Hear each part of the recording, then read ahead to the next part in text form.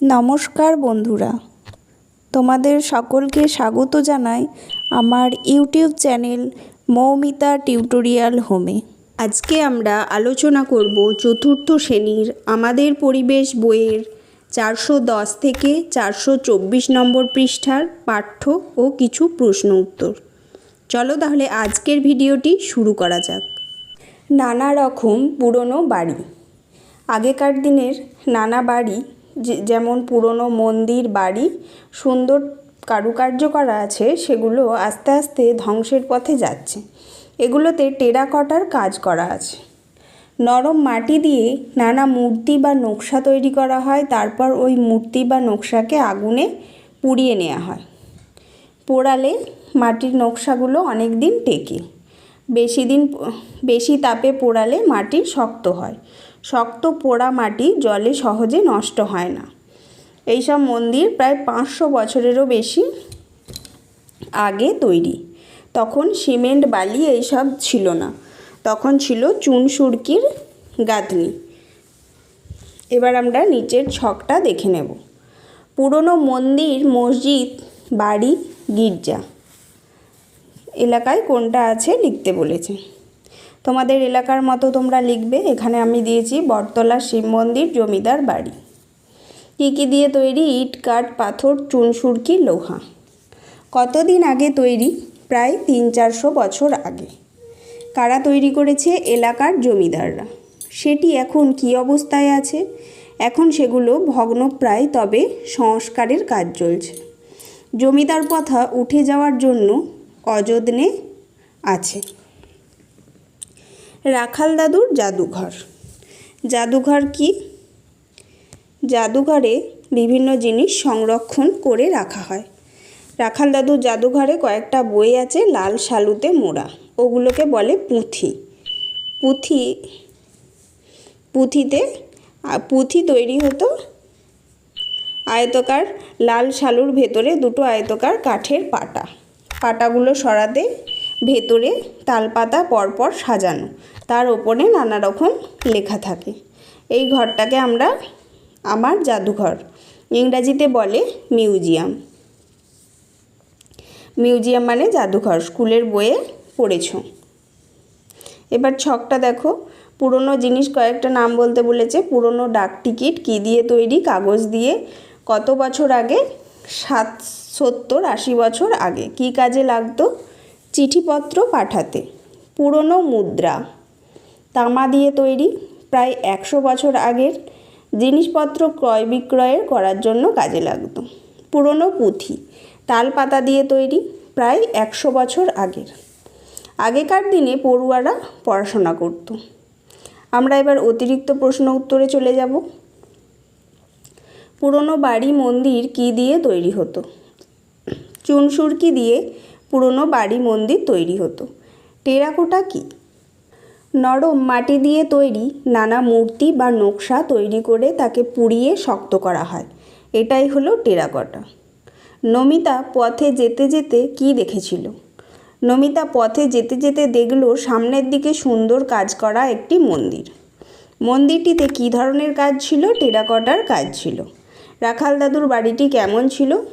বাড়িটি ছিল খুব বড়। তার দেয়ালে কয়েকটা জায়গায় পাতলা ইট দেখা যাচ্ছে। বাড়ির ঘরগুলি লম্বা আর ছাদগুলি খুবই উঁচু। মেঝের থেকে মোটা থাম উঠে ছাদে ঠেকেছে। জানলা দরজাগুলি বড় আর শিকগুলোও খুব মোটা। বইগুলি কিসে মোড়া ছিল? বইগুলি লাল শালুতে মোড়া ছিল। পুঁথিগুলি কিসে লেখা ছিল? তালপাতার ওপর। রাখাল দাদুর জাদুঘরে পুঁথি ছাড়া আর কি কি ছিল?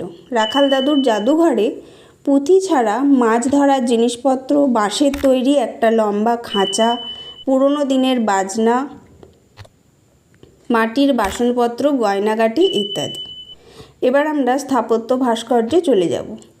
ভারতবর্ষের মন্দির, মসজিদ, গির্জা। পুরনো মন্দির, মসজিদ, গির্জার কথা আমরা জানব। বাবলুর বিষ্ণুপুর দেখা। বিষ্ণুপুর লাল মাটির জায়গা, ওইখানে মাটি পুড়িয়ে ইট দিয়ে বানানো হয়েছিল নানা মন্দির। মল্ল রাজাদের নামেই একসময় বিষ্ণুপুরের নাম ছিল মল্লভূমি। মল্লভূম মানে মল্ল রাজাদের ভূমি, তাই ওই জায়গার নাম ছিল মল্লভূম। তাদের সময়ে অনেক মন্দির বানানো হয়েছিল। রাসমঞ্চ, মন্দিরের গায়ে টেরাকোটার নানা কাজ সত্যি সুন্দর। তবে কোথাও কোথাও মন্দিরের গায়ে লোকেরা আঁচড় কেটেছে। তারপর আছে নাজমার সূর্য মন্দির দেখা, পুরীতে কোণারকের সূর্য মন্দির। সেখানে মন্দিরটি রথের মতো দেখতে, চাকাও রয়েছে। রথের চাকাগুলো গুনেছে 12 জোড়া চাকা আছে। দেয়ালগুলোতে নানা রকম মূর্তি, কিন্তু মন্দিরটা ক্রমশ নষ্ট হয়ে যাচ্ছে। বঙ্গোপসাগরের খুবই কাছে এই মন্দির, তাই নোনা জলের হাওয়ায় মন্দিরটি নষ্ট হয়ে যাচ্ছে। এবার বলেছে জামা মসজিদ। দিল্লিতে জামা মসজিদ দেখা যায়। দিল্লি একটি বিরাট মসজিদ আছে, বিরাট গম্বুজ, সামনে বিরাট বারান্দা, সেখানে কত লোক একসঙ্গে নামাজ পড়ে। মুঘল সম্রাট শাহজাহান এই মসজিদটি বানিয়েছিলেন। এবার আছে টিপু সুলতান মসজিদ। টিপু সুলতান মসজিদ, এই মসজিদটা কলকাতার বড় মসজিদগুলোর একটা। অনেকগুলো গম্বুজ মসজিদটায়, আর আছে মিনার। মসজিদের থেকে আজান শুনতে পাওয়া যায়। এবার আছে ব্যান্ডেল চার্চ। ব্যান্ডেল চার্চ হচ্ছে পশ্চিমবঙ্গের পুরনো একটি খ্রিস্টান চার্চ। 1660 সাল নাগাদ এটি বানানো হয়েছিল। বছরের নানা সময়ে চার্চটি মানুষ দেখতে যায়। চার্চকে গির্জাও বলে। সেখানে যিশুর জীবনের গল্প পুতুলের মাধ্যমে ফুটিয়ে তোলা হয়েছে। এবার কি বলেছে? স্থাপত্য, ভাস্কর্য ও সৌধ। সবগুলোই তো তোমরা দেখেছো। এবার বলছে কোনটাকে স্থাপত্য বলে, কোনটাকে সৌধ বলে, কোনটাকে ভাস্কর্য বলে। পুরনো দিনের বাড়ি, মন্দির, মসজিদ, গির্জা, সেগুলো সবই স্থাপত্য। যেমন কোণারকের সূর্য মন্দির, রাসমঞ্চ প্রভৃতি। সৌধও একটি স্থাপত্য, কিন্তু কারোর স্মৃতি জড়িয়ে থাকে যেগুলো, সেগুলোকে বলে সৌধ, যেমন তাজমহল। এবার বলছে ভাস্কর্য কি? পাথর ও অন্যান্য কিছুর গায়ে খোদাই করে বা নকশা করে মূর্তি ফুটিয়ে তোলাই হচ্ছে ভাস্কর্য। এবার পরেরটায় চলে যাব। চলো বাঁচাই আমাদের স্থাপত্য। পৃথিবীতে অনেক স্থাপত্যই কয়েক হাজার বা কয়েকশো বছরের পুরনো। ভূমিকম্প, বন্যা, ঝড় বৃষ্টিতে সেগুলির অনেক ক্ষতি হয়েছে। কোণারকের মন্দির এর একটা অংশ ভূমিকম্পে ভেঙে গেছে। এগুলো কিভাবে নষ্ট হচ্ছে? কলকারখানা, গাড়ির ধুলোতেও স্থাপত্য ভাস্কর্যের ক্ষতি হচ্ছে। তাজমহলে সাদা মার্বেল পাথর সব এখন আর সাদা নেই, গায়ে কালচে, কোথাও হলদে ছাপ পড়েছে। ভিক্টোরিয়া মেমোরিয়ালেরও একই অবস্থা। 300 বছর আগের পুরনো মন্দির, টেরাকোটার কাজ আছে, সেগুলোও আস্তে আস্তে নষ্ট হয়ে যাচ্ছে। অনেক সময় কিছু মানুষ স্থাপত্য ভাস্কর্যের গায়ে আঁচড় কাটে, পানের পিক ফেলে, দেওয়ালে নাম লেখে। এইভাবে অনেক সুন্দর জিনিস নষ্ট হয়ে যায়। এবার ছকটা দেখো। স্থাপত্য গসায় অবস্থিত। স্কুলে যাওয়ার পথে পুরনো দুর্গা দালান। কতদিন আগের তৈরি? প্রায় 200 বছর আগের তৈরি। স্থাপত্যটি কোন কোন অংশ নষ্ট হয়েছে?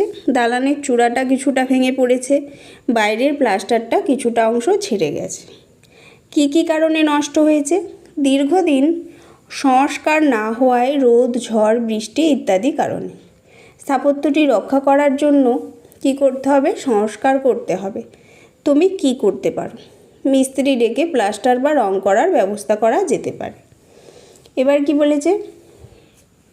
কি করব, কি করব না।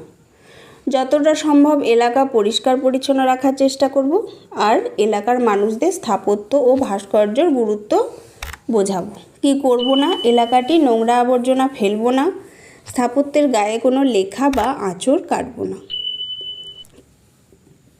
এবার আমরা অতিরিক্ত প্রশ্ন উত্তরে চলে যাব। বিষ্ণুপুরের প্রাচীন নাম কী ছিল? মল্লভূম। পশ্চিমবঙ্গের সবচেয়ে পুরনো চার্চ কোনটি? ব্যান্ডেল চার্চ। ভাস্কর্য কী?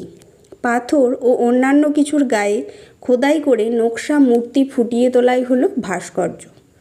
সৌধ কী? কারো স্মৃতিজড়িত স্থাপত্যই হলো সৌধ। ব্যান্ডেল চার্চ কবে নাগাদ তৈরি হয়?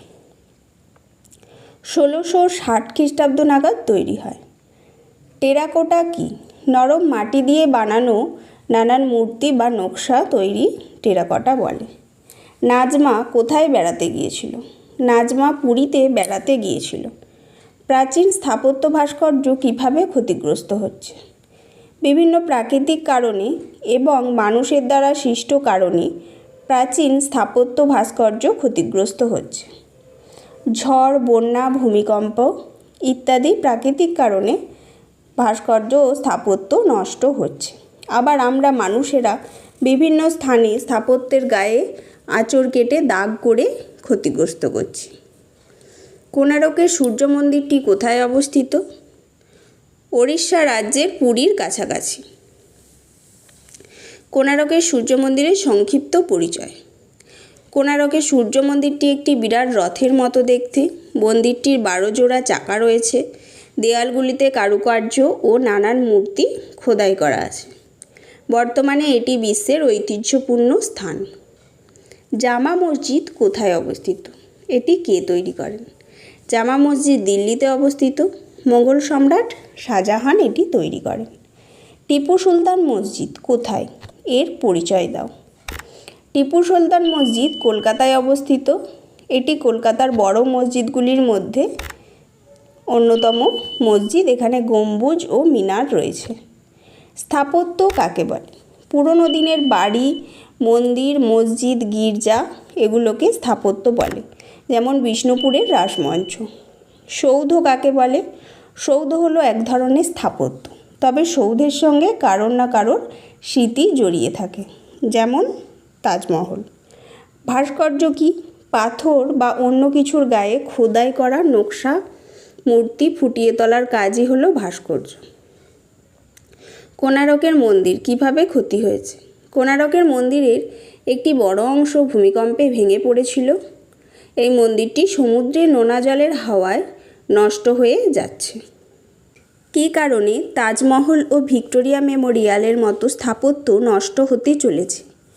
কলকারখানার ধোঁয়া, ধুলো ও দূষণের কারণে তাজমহলের সাদা মার্বেলের গায়ে কালচে বা হলদে ছোপ পড়েছে। সাদা রং ফ্যাকাশে ও বিবর্ণ হয়ে যাচ্ছে। মানুষের অন্যায় কাজের ফলে কিভাবে স্থাপত্য ভাস্কর্যের ক্ষতি হচ্ছে? অনেক সময় কিছু মানুষ স্থাপত্য ও ভাস্কর্যের গায়ে আঁচড় কেটে নোংরা করে, পানের পিক ফেলে, দেয়ালে নাম লেখে, মূল্যবান জিনিস খুলে নিয়ে যায়। এইভাবেই সুন্দর স্থাপত্য সৌধ নোংরা ও নষ্ট হয়ে যাচ্ছে। আজকের ভিডিওটি এখানেই শেষ হলো। যদি ভিডিওটি ভালো লেগে থাকে অবশ্যই চ্যানেলটিকে সাবস্ক্রাইব করুন এবং এই ধরনের আরও ভিডিও পেতে কমেন্ট করুন।